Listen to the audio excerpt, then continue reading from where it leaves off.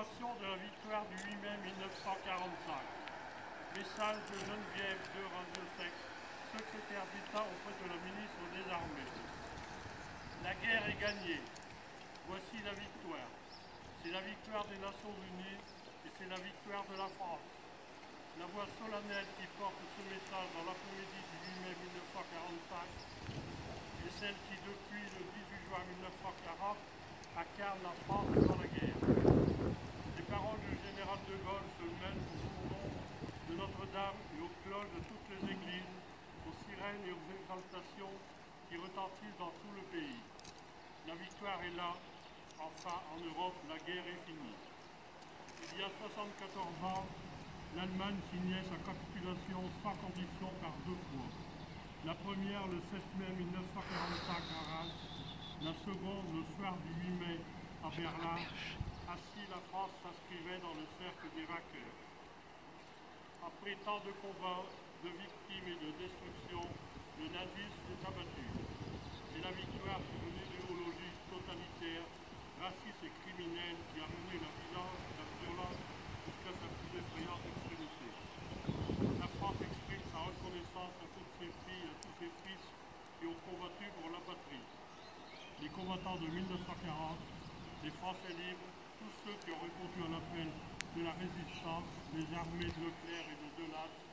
La France se souvient des déportés qui ont souffert de la barbarie et des victimes des camps de la mort.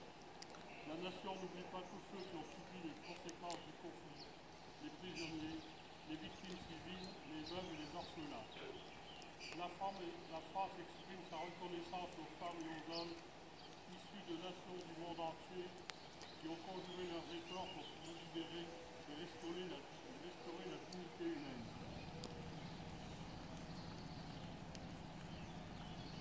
En ce 75e anniversaire de l'année 1944, la France se souvient de ses libérateurs, des villages du littoral normand à la Flèche, de la cathédrale de Strasbourg. De semaine en semaine, une chose de liberté a recouvert le territoire. À tel endroit, la liberté portait l'uniforme des Français, à tel autre celui des armées alliées. Ici, l'action des maquis était décisive, là, l'action commune des soldats et des résistants remportait une décision.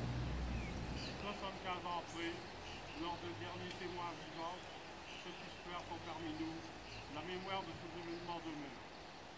Nous nous souvenons avec ferveur du débarquement de Normandie et de Provence, de la libération de Paris, du courage et des sacrifices de tous les combattants de la liberté.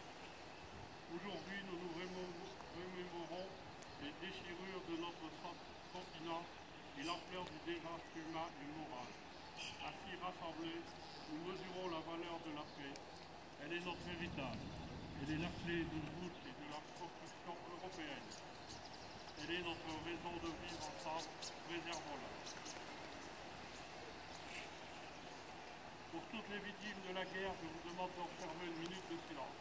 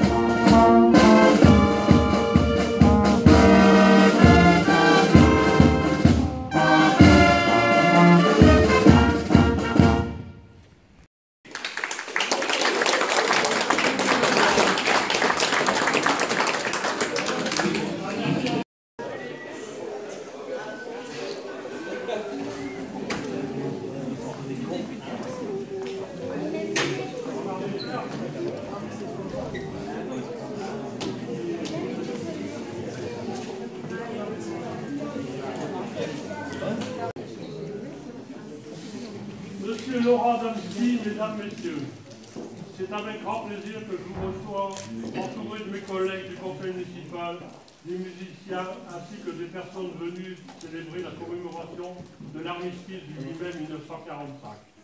Aujourd'hui, vous êtes accompagnés par vos proches, parents et amis pour recevoir une distinction honorifique décernée par Madame la ministre de l'Emploi, de la Cohésion sociale et du Logement. C'est un plaisir de pouvoir honorer un travailleur pour ses 20 années de carrière professionnelle. Et je me permettrai de rappeler les grandes difficultés des jeunes pour trouver un emploi et démarrer dans la vie active. Vous avez occupé de nombreux postes et votre sérieux vous a permis de toujours trouver un travail. Laurent a effectué son service militaire dans les commandos de l'air à Évreux et Paris avec le grade de sergent. De 1991 à 1993, il est employé à la conserverie de Valfrey, puis de 1993 à 2001, il devient agent de la surveillance pour la société NS2. En 2001, il entre à l'entrepôt logistique, je ne sais plus le nom, à Rayaco-Saint-Ol, jusqu'en 2006, où il occupe de différents postes de responsabilité. Il est transféré à Vendin-le-Veil en 2006, suite à la fermeture du site de Rayancourt, ce qui entraîne de nombreux kilomètres supplémentaires pour parcourir pour le travail. À ce jour, vous êtes toujours dans la même entreprise et vous occupez le poste de pilote en tant qu'employé principal. Votre travail consiste à lancer les commandes à la vocale via les solutions de gestion infologue et prologue. Vous pouvez être fier de votre carrière professionnelle et en vous remettant ce diplôme au nom du conseil municipal, de toute cette assemblée et à mon nom personnel, je vous présente toutes mes félicitations plus que méritées. Par décision de Madame la ministre de l'Emploi, de la Cohésion sociale et du Logement, je vous remets ce diplôme échelon argent. Voilà.